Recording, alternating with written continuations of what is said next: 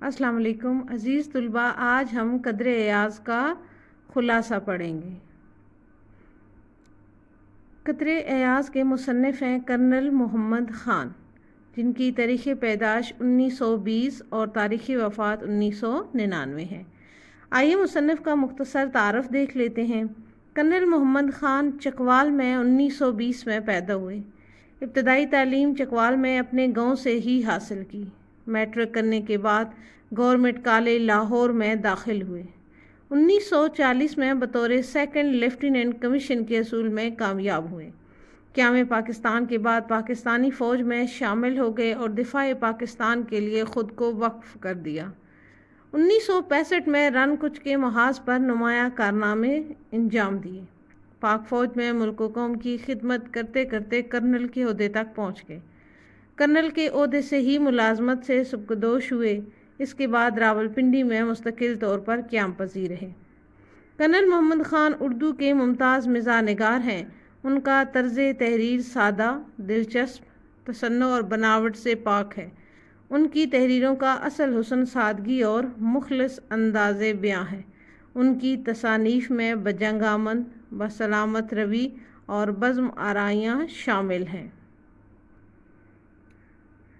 سبق کا خلاصہ۔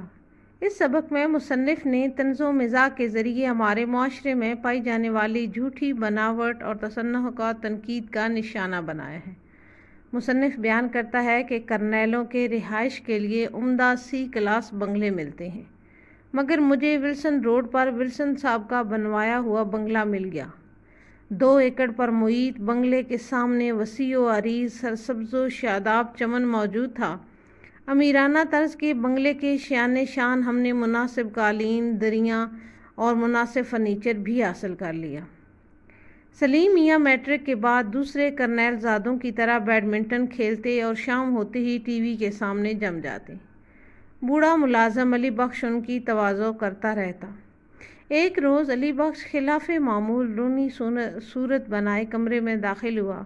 جب میں نے وجہ پوچھی تو بتایا کہ سلیم میاں نے بدتمیز، گنوار اور دیہاتی کہا ہے۔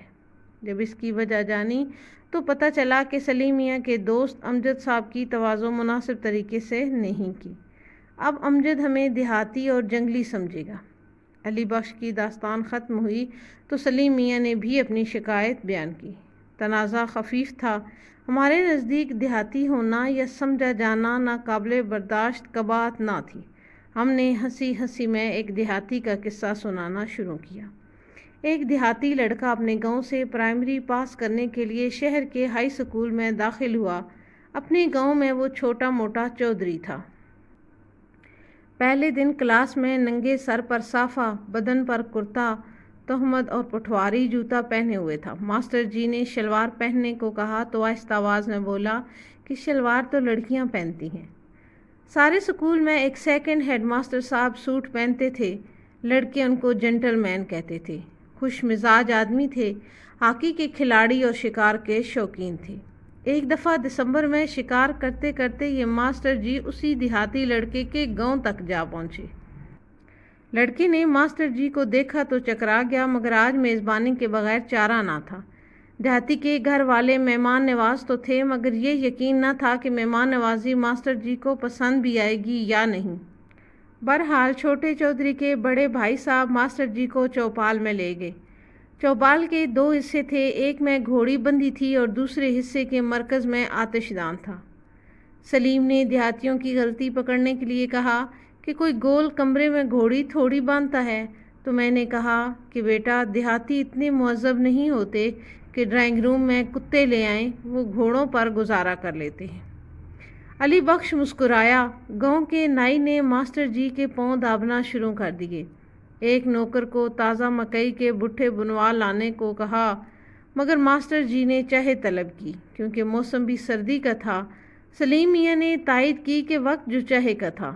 جب سلیم کو میں نے بتایا کہ چودھری صاحب کے گھر میں چائے موجود نہ تھی، سلیم نے اشتیاق سے پوچھا کہ کیا چائے ختم ہو گئی تھی، تو میں نے بتایا کہ نہیں، اس وقت تک چائے کا رواج ابھی دیہات میں نہیں پہنچا تھا۔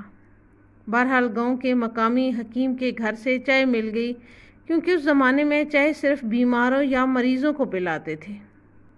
بالآخر مشکل سے چائے بنا تو لی، لیکن یہ کامیاب چائے نہ تھی۔ ماسٹر جی نے ایک گھونٹ پیا اور پیالی رکھ دی۔ چودھری صاحب کو رنج ہوا کہ ماسٹر صاحب کی فرمائش پوری نہ ہو سکی۔ رات کو ماسٹر جی کو مرغ کا سالن کھلایا گیا۔ سونے کے لیے اکلوتی ریشمی رضائی پیش کی گئی۔ رات کو گھوڑے نے کھانسا تو نوکر نے فوراً اٹھ کر گھوڑے کو چارا اور ماسٹر جی کو دلاسا دیا۔ اس کے بعد کوئی خاص واقعہ نہ ہوا۔ صبح ماسٹر صاحب کو کھیتوں کی سیر کرائی گئی، پھر انہوں نے غسل کیا۔ سلیم نے تنزن کہا کہ غسل بھی بیٹھک میں کیا ہوگا۔ میں نے جواب دیا نہیں، مسجد میں۔ سلیم میاں نے حیرت سے کہا کہ خانہ خدا میں غسل کیا؟ تو میں نے بتایا کہ گاؤں کے اکثر لوگ مسجد کے غسل خانوں میں ہی غسل کرتے ہیں، کیونکہ گھروں میں ہر کام کے لیے لادہ خانے ہی کم ہوتے ہیں۔ سلیم نے کہا کہ اس کے بعد دیہاتی سکول میں منہ دکھانے کے قابل نہ رہا ہوگا۔ تو میں نے کہا نہیں، وہ مگن رہا، پڑھتا بھی رہا، میٹرک پاس کر کے لاہور کالج چلا گیا، زمین بیچ کر پڑھائی کا خرچ پورا کیا، اس کے بعد فوج میں بھرتی ہو گیا۔